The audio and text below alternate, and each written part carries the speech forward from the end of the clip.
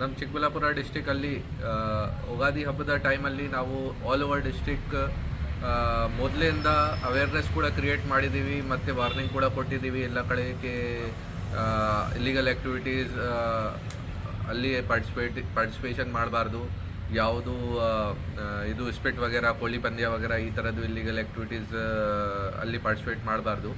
ಆಮೇಲೆ ನಿನ್ನೆ ಯುಗಾದಿ ದಿನ ಹಬ್ಬ ದಿನ ನಾವು ಎಲ್ಲ ಕಡೆ ಸ್ಪೆಷಲ್ ಟೀಮ್ಸ್ ರೆಡಿ ಮಾಡಿಕೊಂಡು ಆಲ್ ಓವರ್ ಡಿಸ್ಟಿಕ್ಸ್ ರೇಡ್ ಮಾಡಿದ್ದೀವಿ.